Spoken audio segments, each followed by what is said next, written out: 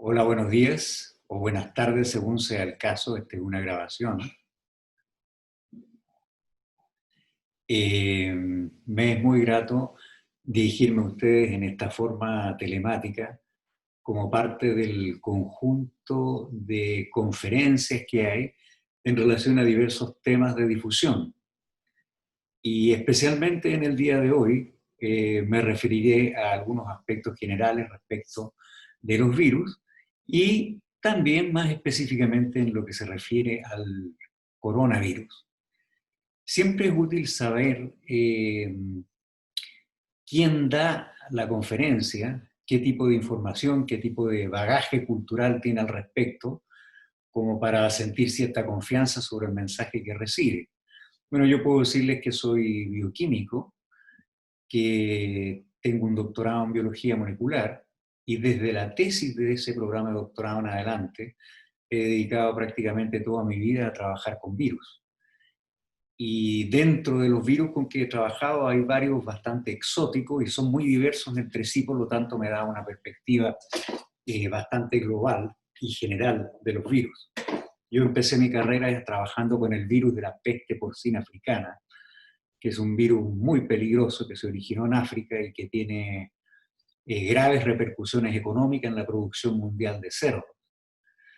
Me tocó estudiar la biología molecular del virus desde el comienzo, y más adelante, una vez de vuelta a Chile, busqué mi propio sistema de trabajo y busqué un modelo experimental, que es el virus de la necrosis pancreática infecciosa, que con el tiempo se convirtió en uno de los enemigos públicos número uno, por así decirlo, de la industria del salmón.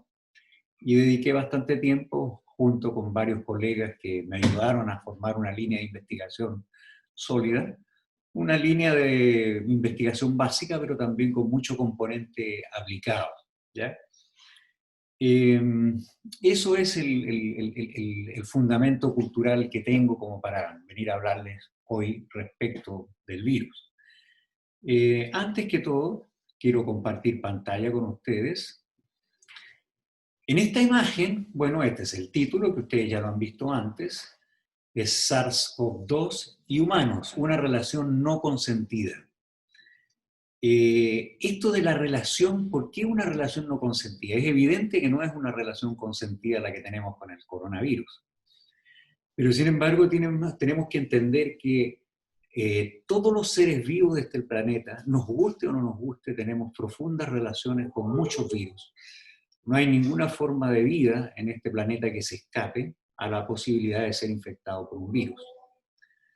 Entonces, para entender esa relación, es importante comprender que al final de cuentas, todas las formas de vida de este planeta tenemos que llegar a una especie de acuerdo pacífico y de entendimiento entre nosotros, y especialmente con los virus, ¿ya? Entonces, justamente para entender exactamente esta relación tan curiosa, lo primero que tenemos que hacer es conocer a fondo qué es un virus. Y a eso voy a dedicar parte de mi exposición del día de hoy.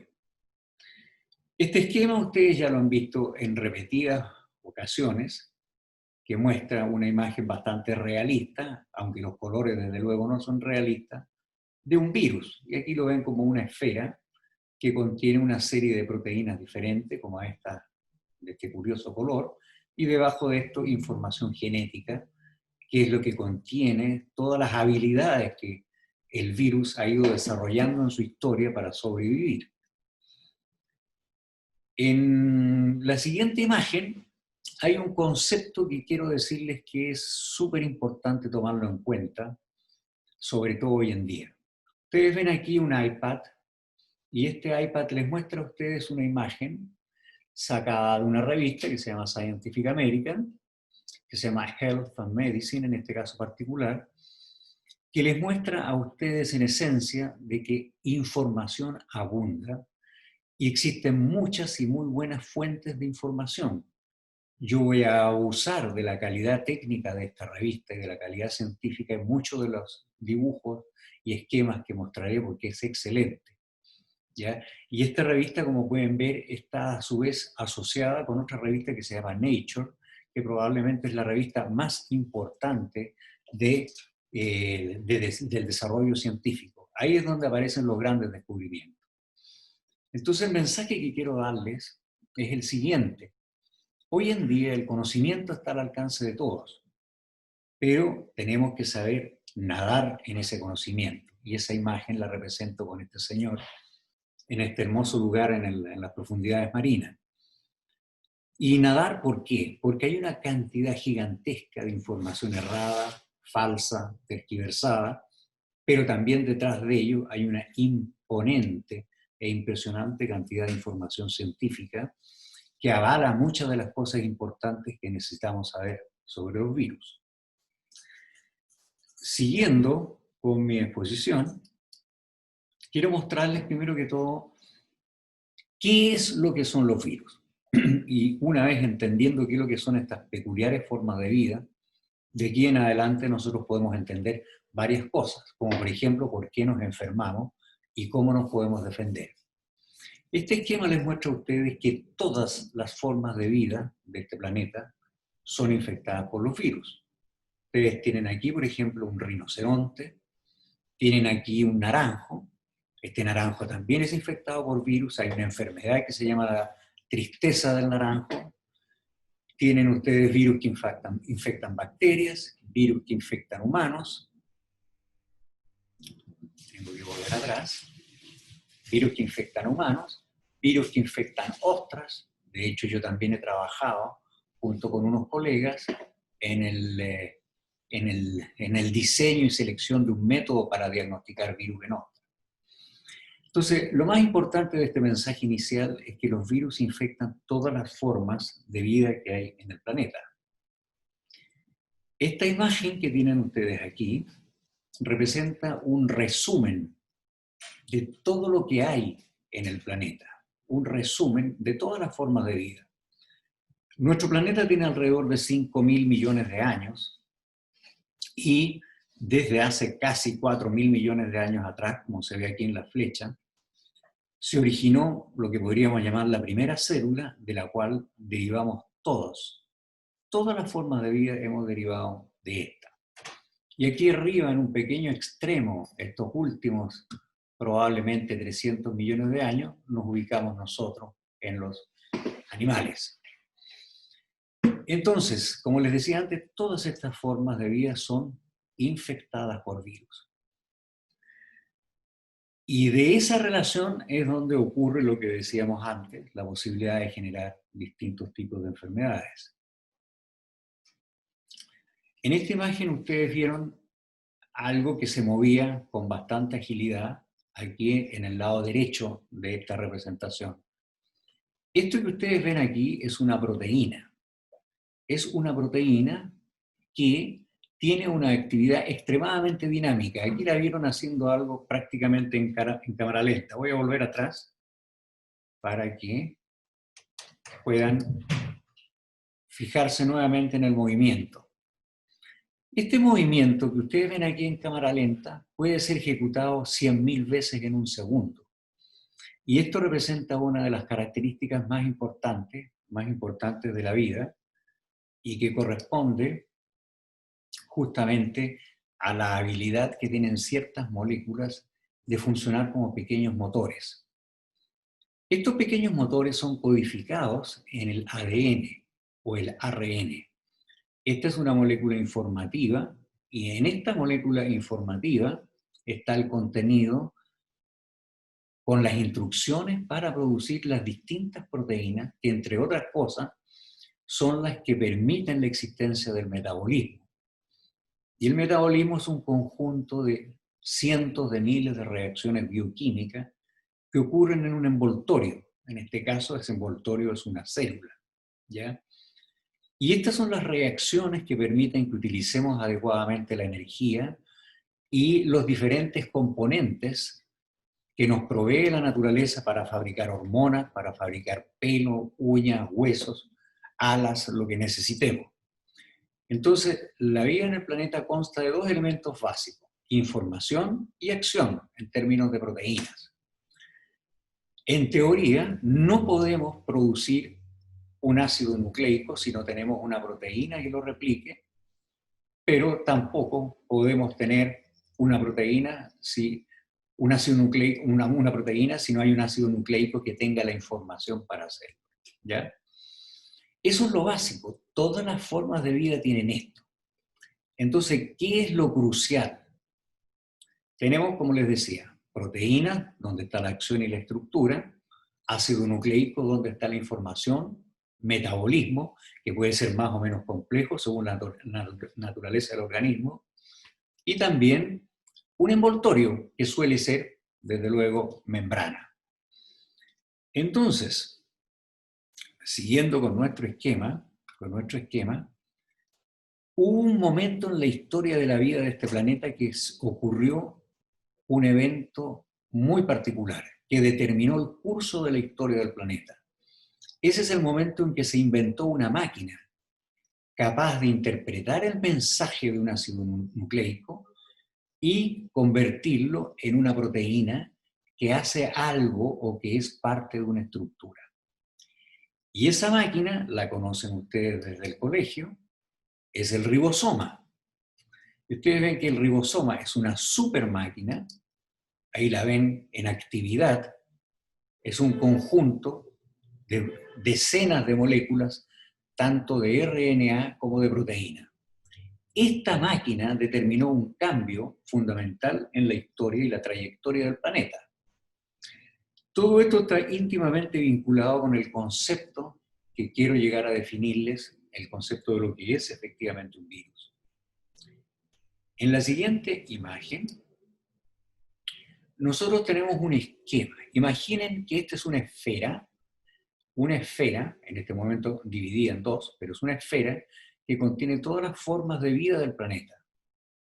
Esta esfera, si la partimos en dos, vamos a ver que tiene dos elementos.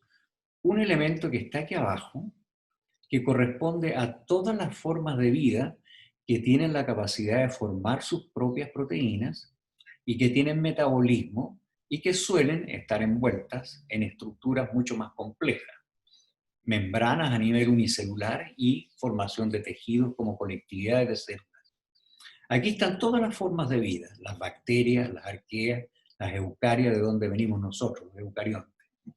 Aquí está todo lo que nosotros habitualmente vemos con nuestros ojos.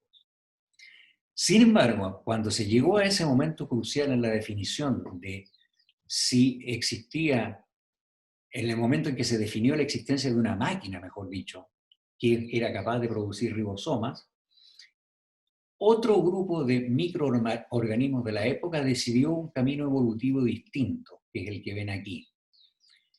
Y estos son los virus. Los virus decidieron, por así decirlo metafóricamente, vivir a expensas de todos los demás. En esencia, si pudieran pensar, pero tienen una lógica impecable desde el punto de vista biológico, el pensamiento, si lo pudiéramos traducir a una versión humana, es: si hay formas de vida que son capaces de fabricar proteínas y cosas, ¿por qué no hacemos algo más sencillo? Nosotros nos dedicamos a tener solamente información, envolver esta información en una estructura adecuada e invadirlas a todas las demás y hacer que los demás hagan lo que necesitamos. Y es así como surgen los virus. Aquí al lado derecho tiene una imagen de un virus hecha en un cristal, que comparado con una célula es una estructura muy simple. Aquí tienen un ácido nucleico encerrado en una membrana y esto tiene una serie de proteínas externas que les va a sonar muy familiar al coronavirus, proteínas externas que son las que permiten que este virus invada a alguien. Entonces, esto es importante entender que son formas de vida y que en el fondo nosotros nadamos en un mar de virus. Por ejemplo, si ustedes cogen un centímetro cúbico de agua de mar, en ese centímetro cúbico de agua de mar pueden encontrar 1.000.000 de virus. Y ese 1.000.000 de virus infecta cualquier cantidad de cosas diferentes que hay ahí en el mar. Entonces, sabiendo lo que son los virus y su estrategia de vida, nosotros podemos avanzar un poco más hacia lo que nos interesa.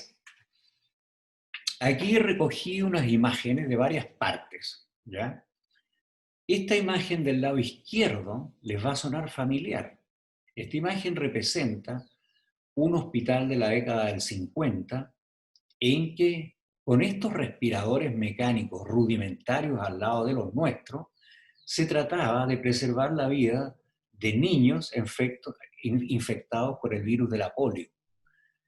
El virus de la polio producía una enfermedad muy grave, de hecho produce una enfermedad muy grave que afecta al sistema nervioso, produciendo, entre otras cosas, incapacidad para respirar. Entonces, esta imagen es familiar con lo que hay hoy en día.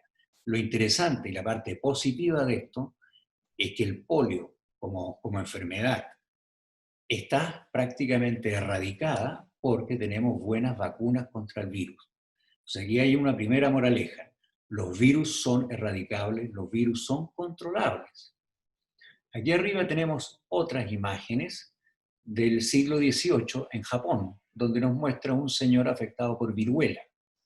La viruela es otra enfermedad viral grave que se conoce prácticamente desde hace 3.000 años. Los egipcios ya tenían información respecto a muertes por viruela. Y aquí abajo, algo más reciente, con respecto a la viruela, hace 150 años atrás, teníamos los efectos de una pandemia realmente dramática, como fue la fiebre o la gripe española del 1918. Esta gripe española se calcula que mató alrededor de 50 millones de personas, ¿ya? Imagínense, en esa época en que la movilidad era incluso mucho menor que ahora, pero ahora tenemos mucho mejores defensas contra esto. Entonces, esto nos muestra de que la relación entre los virus y los humanos es muy antigua, pero aquí aparece otro elemento. En esta imagen que ustedes ven aquí es la portada de una revista en que muestra en un momento dado en que tuvimos una gripe que derivaba justamente de un virus de la gripe que vivió durante un tiempo en las aves, o que dentro de su ciclo de vida pasaba por aves o por cerdos. Y eso hace que surjan subespecies de virus que se convierten en amenazas a los humanos. La principal amenaza de un virus para un humano es cuando este virus proviene de otra especie, ¿ya? Eso es lo peor que puede suceder. ¿Por qué? Porque no tenemos defensas. Y ahí se ha convertido en lo que llamamos una relación no consentida. La relación llega a ser consentida cuando somos capaces de dominar esa relación y se seleccionan en forma natural variantes de virus que no nos afectan de la manera como lo hace cuando viene directamente de un animal. Ahora bien, fíjense ustedes que cuando se trata de investigar sobre un virus y sus efectos en un hospedador que lo recibe y la enfermedad que produce, no nos queda otra opción que conocer a nivel molecular, incluso a nivel atómico, la estructura de un virus, para saber qué parte exactamente de un virus es capaz de producir la enfermedad. En el caso del virus de la gripe, de la influenza, que generó esta pandemia feroz hace ya 100 años, 100 años atrás, lo que ocurrió es que, como ven ustedes, en un momento dado, el virus de la gripe normalmente infecta la parte alta del sistema respiratorio, pero un pequeño cambio en la estructura de las moléculas de la superficie del virus hacen que éste ahora sea capaz de infectar el pulmón. Y si hace ese cambio, el resultado final es absolutamente diferente, como quedó demostrado en la gripe española. Entonces, con esto quiero ilustrarles la importancia de conocer muy, muy a fondo la estructura de un virus y las partes del virus que son determinantes en el curso de una enfermedad. Si eso somos capaces de dominarlo, la situación podemos controlarla. Veamos imágenes más familiares que nos puedan ilustrar mejor con objetos cotidianos lo que son los virus. Vamos a hablar de los tamaños del virus. Ven ustedes aquí elementos comunes. Este es un balón de pilates, este es una pelota de ping-pong, este es un flotador y esta es una pelota de tenis. Esto es para ilustrarles que existen virus de distintos tamaños. Yo he exagerado un poco las proporciones y las formas, pero es importante de que entiendan de que hay diferentes tipos de virus y cuyo contenido genético también es diferente. Aquí arriba se me escapó otro, aquí ven ustedes otro, una pelota también aquí. Entonces ustedes tienen 1, 2, 3, 4, 5 elementos de distinto tamaño, incluso uno de los cuales tiene una forma totalmente distinta. Entonces, todo esto es real. Esta forma distinta que ven abajo, a ver, vuelvo atrás, esta forma de aquí puede representar al virus ébola. El virus ébola es cilíndrico y un poco desordenado. Este virus, el que es representado por una pelota de ping-pong, corresponde específicamente a un virus como el resfrío común o el virus de la polio, que son pequeñitos. La pelota de tenis, se acerca más a el virus al coronavirus, aunque no tenga las espículas externas. Y este otro que está más arriba representa, por ejemplo, el virus que le mencioné antes, el de la peste porcina africana, o si no, al virus de la viruela. Entonces, manteniendo en mente estos tamaños, consideremos que, dado que la pelota de tenis es un elemento que nos es muy cotidiano, imagínense que si metemos virus dentro de esa pelota de tenis, caben alrededor de 4 millones multiplicados por 1 millón y vuelto a multiplicar por otro millón. Es decir, una cantidad inimaginable de virus dentro de una pelota de tenis. Vamos a usar esta escala considerando que esta pelota de tenis es el coronavirus, por ejemplo. ¿Ya? Entonces, en este esquema que ustedes ven aquí, si el virus tiene el tamaño de una pelota de tenis, imaginemos el tamaño que debe tener un humano, ¿ya? Y en este mismo nivel de escala, van a ver que en esta consideración los seres humanos tendríamos un tamaño un poco inferior al de la Luna, ¿ya? Un gran pedazo de Sudamérica. Entonces, en suma, para que tengan una relación, una pelota de tenis está infectando algo del tamaño de la Luna, ¿ya? Y el producto de eso puede ser absolutamente desastroso. Entonces, eso es para que entiendan a escalas de qué estamos hablando. Si esto lo seguimos un poco más allá, este esquema de aquí, voy a tener que mover este monito aquí donde no moleste. Aquí ustedes pueden ver, por ejemplo, un pulmón. Esta es la imagen de un pulmón, una radiografía de un pulmón donde muestran los sitios específicamente donde se está replicando el virus y donde se produce una infección, una inflamación, que es la que genera habitualmente los casos más graves. Imaginémonos a la misma escala que la pelota de tenis es el coronavirus, ¿cómo sería el interior de un pulmón? El interior de un pulmón sería equivalente a unos 10 Santiagos completos, más o menos. Entonces, imaginen que a esta escala tuviéramos un superpulmón donde todos estos edificios representan células individuales en la parte interna del pulmón, mirando hacia el componente aéreo, que es el que estamos respirando. Y esto tiene varias analogías en realidad con nuestro sistema. Entonces podrían pensar que una pelota de tenis tendría como equivalente de la célula una habitación cualquiera de alguno de los edificios, ¿ya? Entonces, cada edificio o cada casa con sus habitaciones es el mundo que va a ser infectado por esta pelota de tenis, para que se hagan la imagen. Entonces, cuando hablemos de los tiempos, se van a dar cuenta que esto es muy sumamente dramático en términos de escala. De la misma manera, ustedes pueden pensar que la ciudad es muy similar como sociedad a la sociedad de células que hay dentro de un pulmón o dentro de un individuo. Una ciudad se controla a sí mismo con fuerzas de orden. Las fuerzas de orden, si actúan bien, controlan la infección.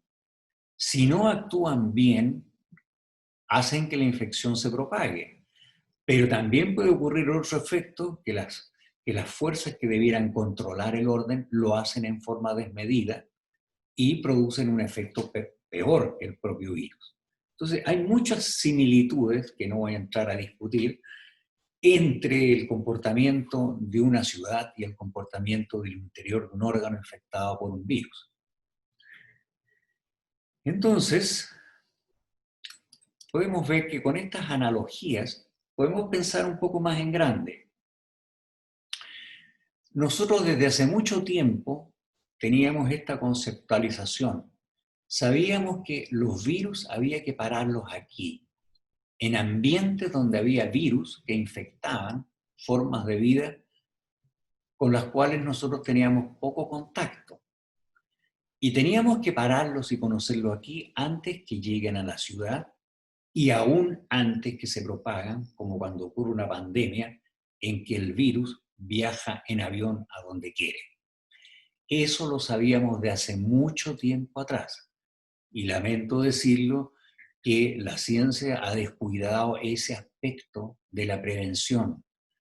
Y justamente en China se dio ese caso, había gente que anticipaba que los murciélagos, por ejemplo, eran un potencial riesgo porque allí existían virus, ¿ya?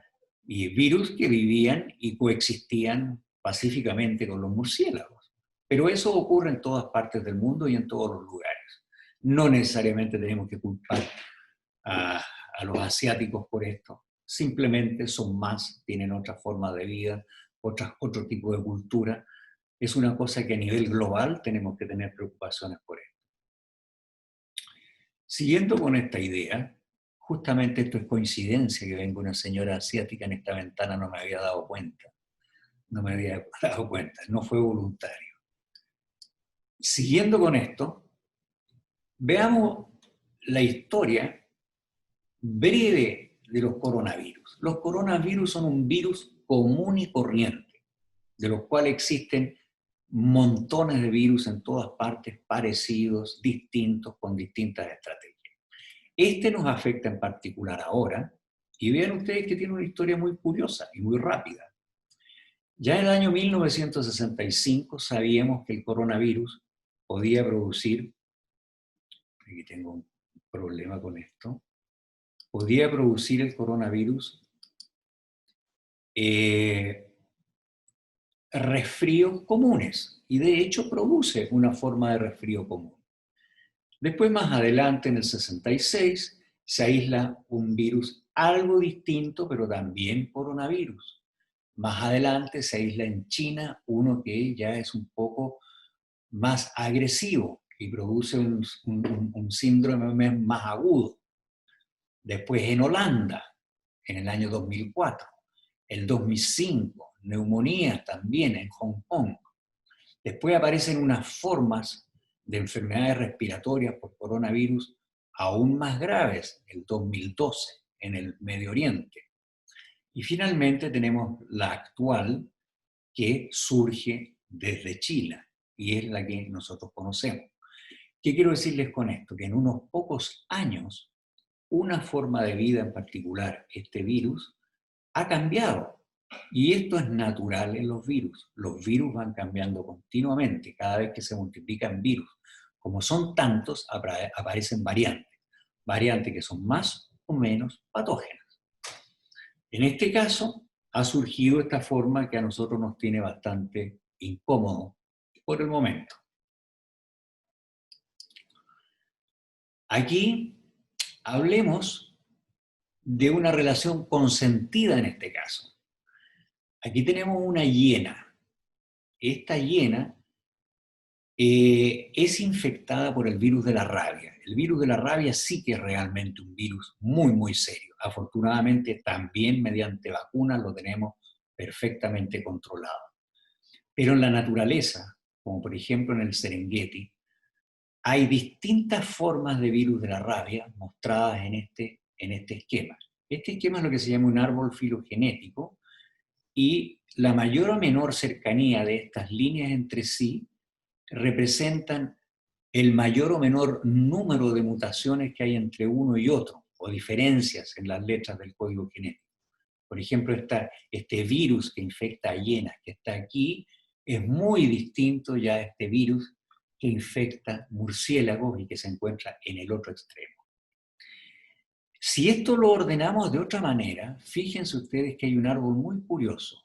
Hay un árbol en que hay un sector de un conjunto de virus de la rabia que infectan a las hienas, pero las hienas no se enferman, y esta es una relación consentida. No se enferman las hienas, pero sí cualquier otro animal que ataque a una hiena corre serios riesgos de recibir el virus de la rabia, porque por ejemplo el virus de la rabia del perro es totalmente distinto a esto, ¿ya? Entonces uno de estos virus puede infectar gravemente a cualquiera de estos otros, pero con las hienas felices. Y esas son las relaciones que se establecen entre virus y cualquier forma de vida que llegan a ser estables y exitosas. ¿Qué gana la hiena con esto? Está inmune contra el virus de la rabia. ¿Qué gana el virus de la rabia? Tiene un lugar donde multiplicarse. Y si queremos especular un poco más, me imagino, esto es especulación propia, que los leones no deben tener mucho aprecio por la posibilidad de morder a una hiena, porque quizás aprendieron que de la hiena pueden enfermarse de una enfermedad muy grave, como es la rabia. Entonces, se fijan, las relaciones son sumamente complejas e interesantes. Aquí en Chile nosotros hemos participado con un grupo de trabajo integrado por estudiantes y por académicos como Joana, Juan Carlos Espinosa, y estos estudiantes.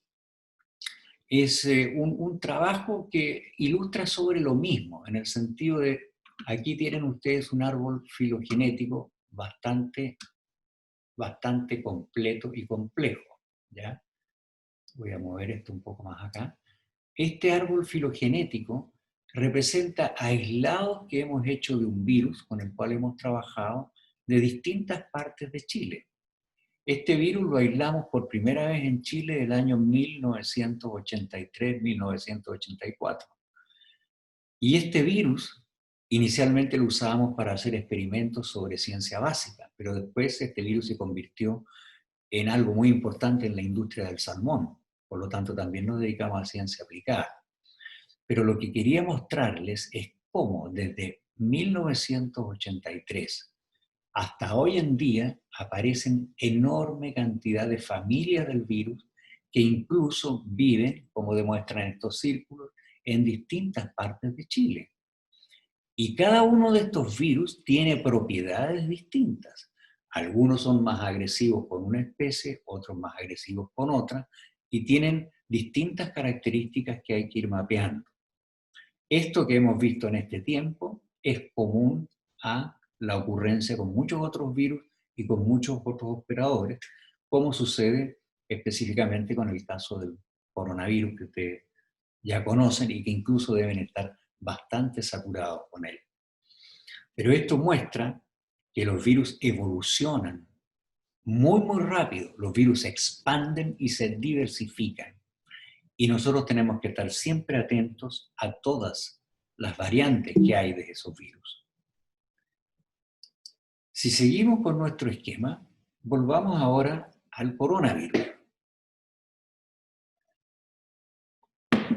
Considerando al coronavirus, voy a mover este esquema aquí abajo, a este señor lo vamos a poner aquí.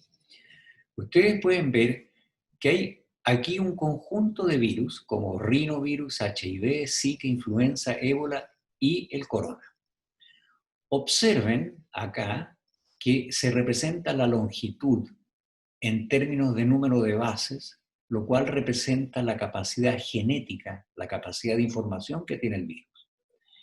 Y esto nos muestra que frente a este conjunto, este virus, corona, tiene bastante más información. Tiene casi 10 veces más, por ejemplo, con uno de los virus con los cuales he trabajado yo. Y que tenga más o menos información, no necesariamente que sea más o menos patógeno, más o menos peligroso, simplemente representa que es un virus que tiene más capacidades, ha aprendido más sutilezas para competir con otros virus o para poder infectar a los organismos.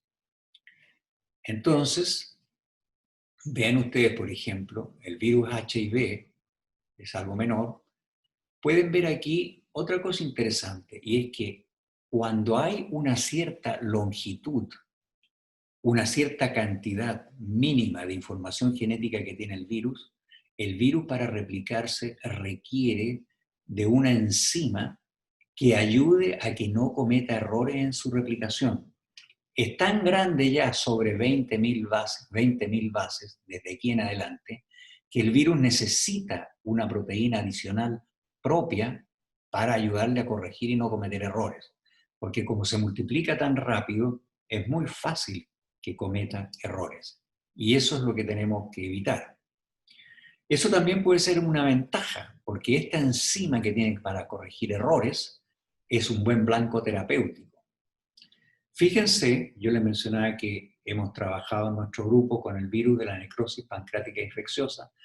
Si lo vemos a escala, de nuevo, tiene muy poca información, ¿no es cierto? En este caso estaría por aquí, ¿ya? En cambio, este otro, el monstruo grande, virus de la peste porcina africana, observen, tiene unas dimensiones en términos de información genética inmensamente más grande que el coronavirus. Es uno de los virus más grandes que hay en la naturaleza y es muy complejo de controlar. La información que les quería decir es que hay grandes diferencias en la capacidad de contener información, como dice ahí, pero además, que también es importante, es que cuando un virus tiene mucha información, es capaz de tener muchas sutilezas. Y esas sutilezas pueden ser a favor o en contra de él mismo, como vamos a ver pronto. Aquí tienen ustedes algo que ya lo deben haber visto varias veces, la anatomía bastante bien reflejada del virus, del coronavirus. Entonces ustedes ven que en realidad tiene pocas cosas. Esto rojo que está aquí es RNA. Aquí está la información para construir nuevos coronavirus. Acá tienen en la superficie la famosa proteína que usa el virus para entrar en una célula, por ejemplo, una célula pulmonar. Y aquí tiene otra proteína que es azul, que es la que ayuda a ordenar este ácido nucleico dentro de la estructura interna de la partícula. Eso es todo. Eso es todo. Entonces, uno inmediatamente piensa en términos de vacuna, dice, bueno, el principal blanco debería ser esta proteína, porque es la que el virus está mostrando al exterior. Y vamos a ver cómo funciona eso. Miren, acá tenemos en este extremo una célula pulmonar, al extremo izquierdo. Esta es una célula pulmonar. Imaginen que esto es, como les decía, Santiago. La superficie de una casa cualquiera en Santiago. Y esta es nuestra pelota de tenis, que está aquí arriba. Este virus se une a la célula a través de moléculas que tiene la célula que están destinadas para otros fines, que no son el de unir a un virus. El virus, entre comillas, aprendió que uniéndose a esa proteína, él tiene facilitada la entrada a la célula. El virus también contiene, la célula contiene en su superficie una proteína que destruye a otra proteína, que la corta. Entonces, miren lo sofisticado que es esto. Si nos pasamos a este esquema de aquí arriba, acá, ustedes ven que lo que ha ocurrido es que esta proteína que vemos aquí le cortó literalmente la cabeza a la proteína del virus. Cuando hace eso, se expone al exterior una parte de la proteína del virus que tiene gran afinidad por la membrana de la superficie de la célula del pulmón. Y así se produce una verdadera maquinaria que une ambas membranas. ¿Se fijan? Une ambas membranas. El virus, entre comillas, ha engañado a la célula. La célula interpreta a este virus como algo que ella necesita. ¿Se fijan? Entonces, estas proteínas actúan como una verdadera máquina, que son las proteínas de la superficie del virus, y luego el contenido del virus empieza a introducirse a la célula del pulmón. Vamos a meter a este caballero, lo vamos a subir un poco más arriba. Ahí. Entonces, fíjense esto. está marcado con un óvalo. Esto tardó 10 minutos. En 10 minutos, un virus que toca una célula pulmonar ya está introduciendo su material genético dentro de la célula. Si después vamos hacia la célula, ¿qué pasa dentro de la célula? Dentro de la célula, el material genético del virus, como lo ven acá, es interpretado por la maquinaria celular, en este caso el ribosoma, para producir proteínas virales.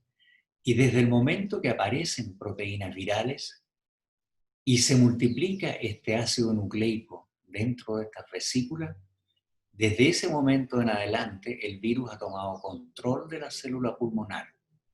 Háganse de nuevo la imagen de la pelota de tenis que golpea el techo de una habitación. Nosotros abrimos una suerte de ventanita en el techo, el virus entra, toma control de todo lo que hay en la habitación y al cabo de un rato tenemos 1000 virus aquí adentro de la habitación. Esa es más o menos la imagen a gran escala.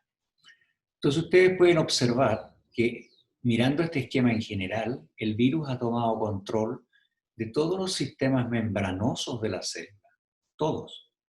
De tal manera que si vamos directamente a este esquema de aquí para simplificar la imagen, ustedes ven que el virus se las ha ingeniado para crear estas vesículas que tienen insertas en las membranas la proteína externa del virus, que es esta. Entonces aquí en la superficie de esas vesículas se coge el material genético viral replicado. Este es cogido por esta vesícula que ya contiene las proteínas externas del virus y aquí tienen vesículas llenas de virus. Y esto se convierte entonces en una máquina exportadora de virus en que ahora en la superficie externa de la célula pulmonar emergen nuevas partículas virales para invadir a otras células. Entonces, no quiero entrar en demasiado detalle con esto, salvo decirles que el virus secuestró toda la maquinaria celular y molecular de la célula para que esta célula pulmonar se convierta ahora en una máquina productora de nuevos virus. Ahora, es importante también entender de que en la vida real esto no es así.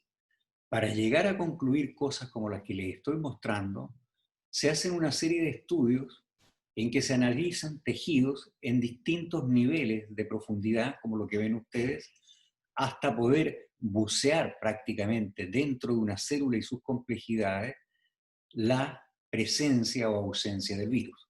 Ustedes ven aquí una imagen del virus, de coronavirus, que costó encontrarla dentro de todo un pequeño universo de membranas y estructuras complejas.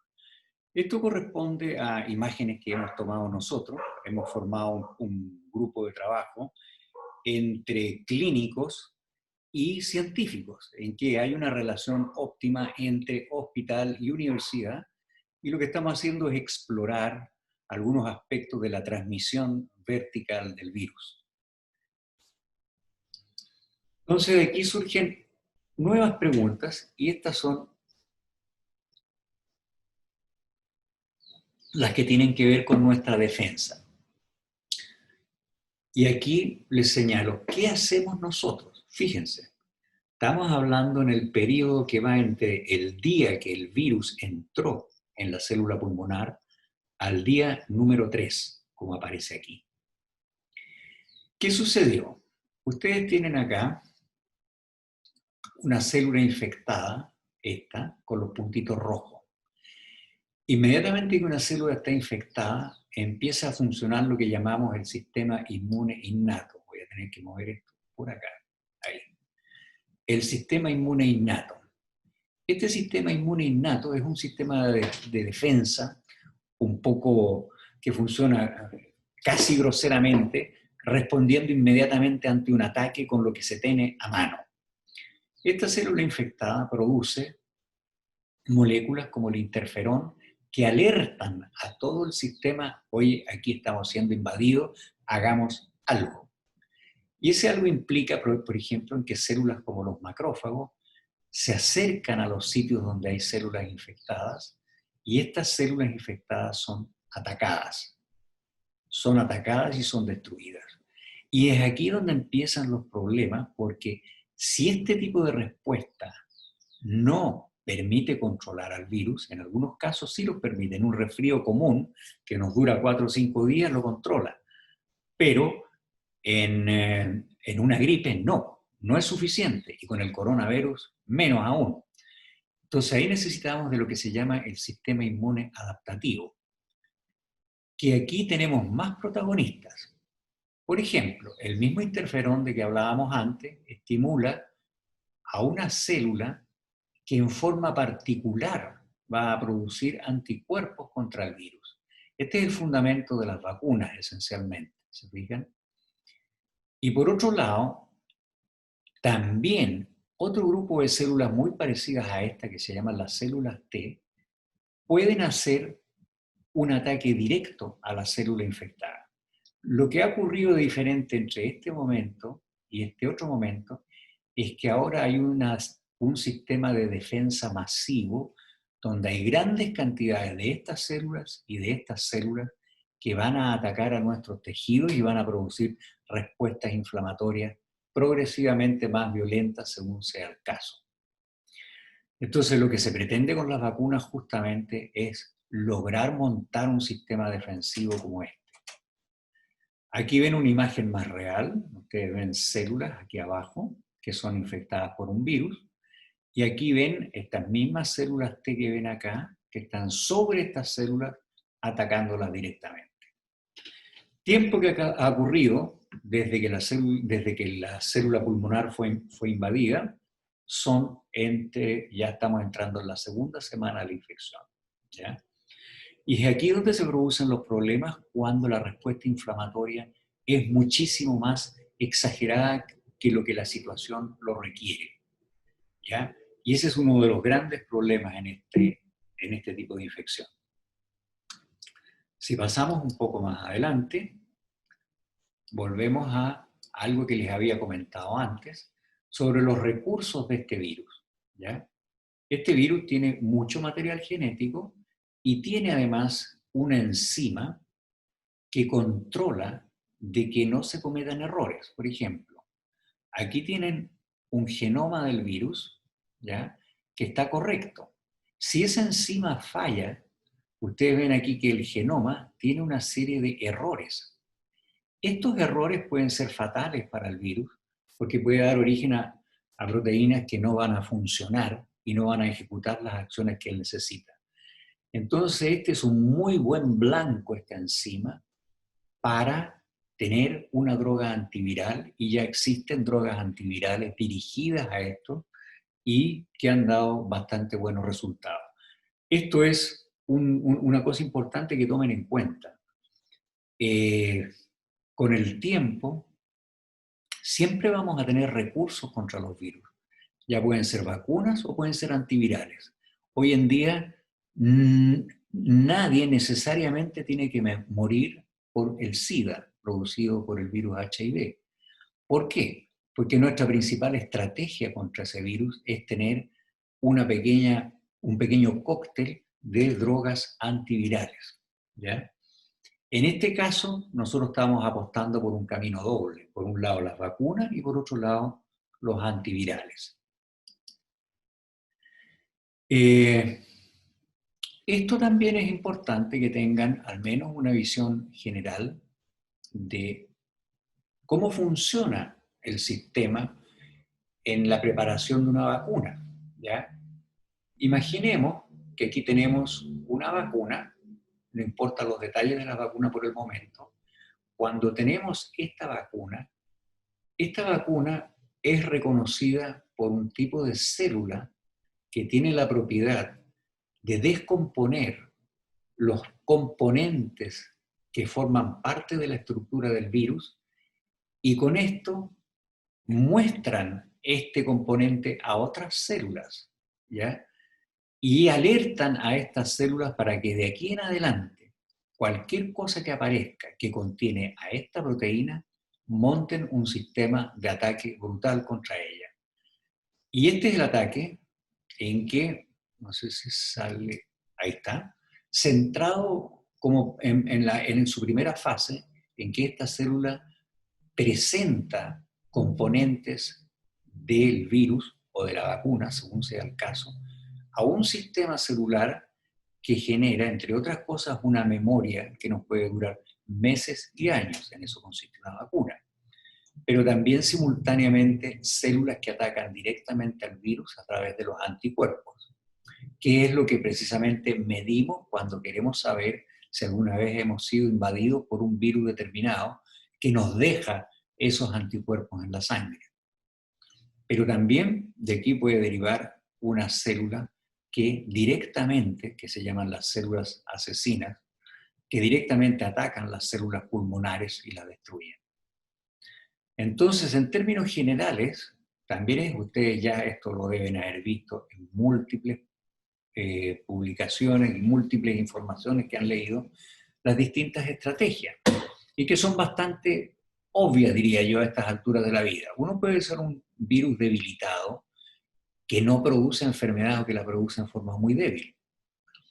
Puede utilizar virus totalmente inactivo o puede usar pedazos del virus.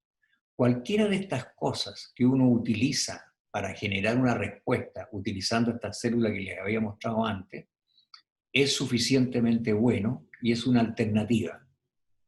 Pero también nosotros podemos usar otros mecanismos, como que en vez de usar esencialmente virus o partes del virus, podemos usar la información genética. Entonces, esta información genética, si la introducimos en vectores adecuados, por ejemplo, muchas de las vacunas se basan en el uso de adenovirus, un virus que no nos causa daño y que lleva dentro de esa información genética del coronavirus. Por lo tanto, cuando se infecta con este virus, se produce proteínas del coronavirus, ¿ya? Y entonces de esa manera estamos defendiendo y alertando al sistema.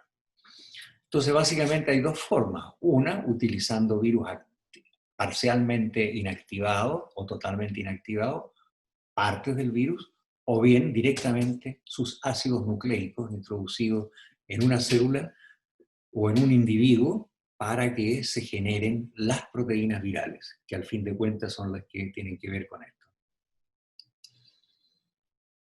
Entonces, hoy en día nuestras mejores opciones, vamos a mover a este caballero de aquí a acá, ¿ya?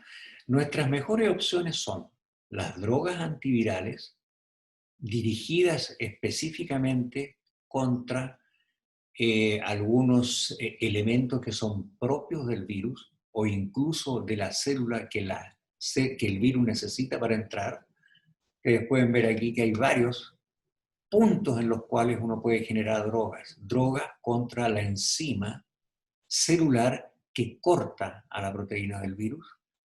Puede generar drogas que bloquea el receptor que necesita el virus. Puede usar drogas contra la enzima que replica y la enzima que corrige al ácido nucleico viral. Y también pueden haber otros mecanismos que están dirigidos directamente contra proteínas virales que cumplen con otras funciones. Pero aquí también hay otra cosa muy importante y es la siguiente.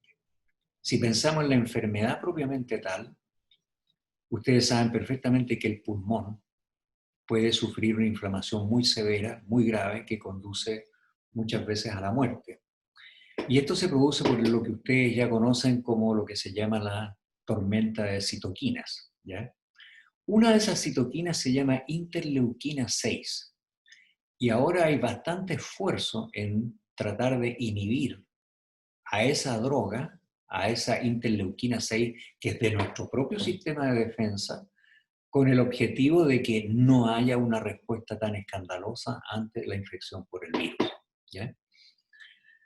Entonces, esas son nuestras opciones y están súper avanzadas, bastante avanzadas.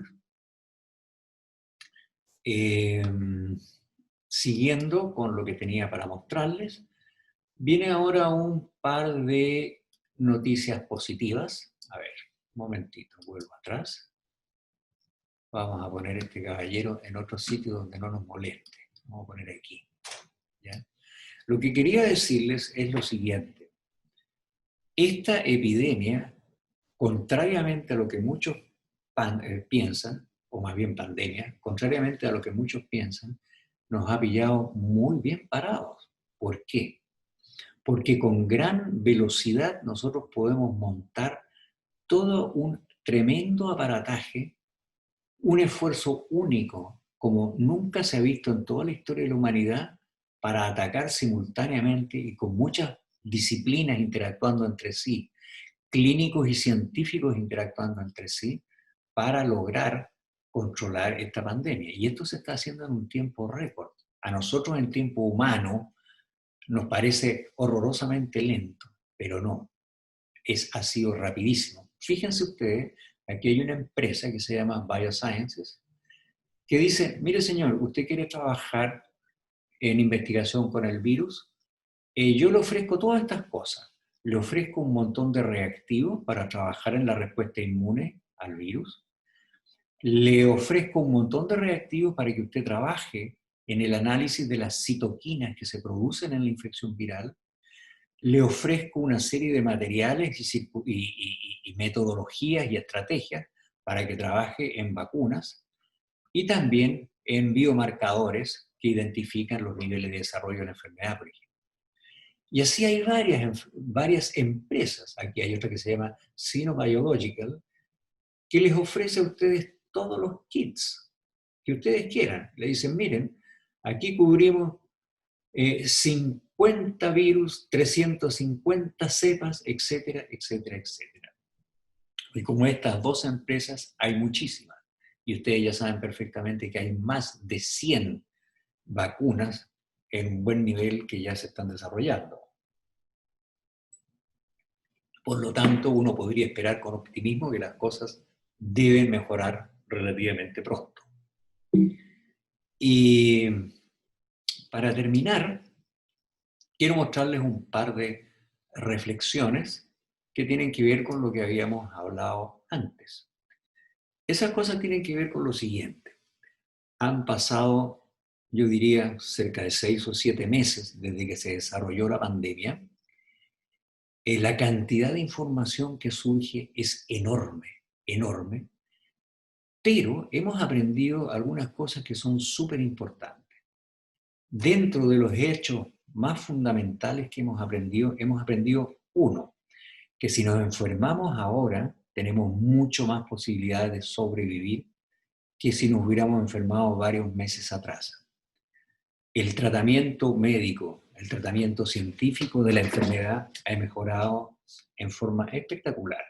Cosas tan simples, por ejemplo, que no se sabían en un comienzo, como dar vuelta a un paciente boca abajo para que respire mejor y supere mejor el trauma de la inflamación pulmonar, es algo que aliviana mucho. De la misma manera, el uso de antiinflamatorio. Se ha aprendido muchas cosas. Se han desarrollado formas muy sofisticadas de respiradores artificiales, diversas formas de métodos de diagnóstico. Hemos aprendido que la mejor manera de evitar el virus indudablemente es el espacio aéreo. El espacio aéreo es la peor fuente de contagio, en este caso la mejor fuente de contagio, peor para nosotros. Pero la manera, o sea, cuando hablamos, cuando tosemos o cuando simplemente respiramos y estamos contagiados por virus, nosotros liberamos una enorme cantidad de virus que quedan flotando en el aire. El tamaño que tiene el virus y las micropartículas que pueden quedar en el aire está perfectamente demostrado que ahí están y son el más serio riesgo. Por lo tanto, una de las mejores medidas preventivas es tener una corriente de aire entre personas o estar en ambientes abiertos y nunca durar mucho tiempo en un ambiente cerrado. La mascarilla, absolutamente indispensable, ayuda muchísimo. Mantener las superficies limpias, por supuesto que ayuda. Pero el espacio aéreo es el más importante de todo. Eso definitivamente ha ayudado con la mascarilla.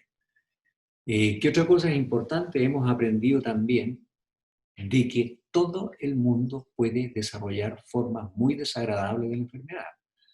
Incluso niños muy jóvenes pueden perfectamente tener enfermedades o secuelas graves, ¿ya? Entonces, ese sentimiento de inmunidad que tienen algunos adolescentes o preadolescentes, o incluso adultos menores, es algo que tienen que erradicarse de la cabeza. Porque la frecuencia con que se enferman es menor, por supuesto, pero de que se pueden enfermar y desarrollar formas muy graves de la enfermedad es absolutamente cierto. Y lo otro peligroso son los asintomáticos, que andan muchísimo en que sencillamente no tienen síntomas, por las razones que sean, hay muchas, que no es el caso de discutirlas ahí.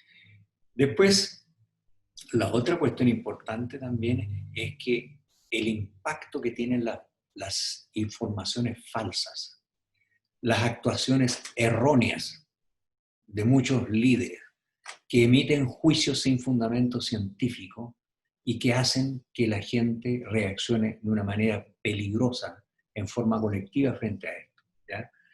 Esta revista, Time, que acaba de salir, esta es de agosto, ilustra perfectamente este concepto sobre el cual no es necesario que ahonde mucho más. Ahí ven un señor conocido, que es un gran líder, nadando en un mar de COVID, los cuales se han convertido en verdaderas minas en torno a él, ¿vale? Los fake news, como se dicen, es algo extraordinariamente importante que tomen en cuenta, muy importante, y que sean súper analíticos con eso, ¿ya? Y por último, ustedes saben que perfectamente pueden tener información a la mano de qué es lo que ocurre en el mundo en cada momento. Mi consejo es no volverse obsesivo con el virus y su efecto, ser frío, saber que las fuentes de información hay algunas que son correctas, fieles, y esas tienen que tenerlas definidas y ubicadas, y no dejarse llevar por la desesperación, porque esto lo vamos a superar, y en algún momento dado este virus se va a convertir en una relación no consentida, probablemente no, pero sí medianamente consentida, en que en forma natural se van a ir seleccionando formas que generen formas de enfermedad más débiles, y llegue a volver a estar al nivel de un resfrío común, como el que todos los años tenemos unas 3 o 4 veces, ¿ya? Pero siempre hay que estar alerta y no olvidar jamás que tal cual se producen formas que son más débiles y atenuadas y con las cuales podemos coexistir pacíficamente, siempre van a estar apareciendo algunas mucho más patógenas que vamos a tener que estar alerta y erradicarlas rápidamente y sacarlas de circulación.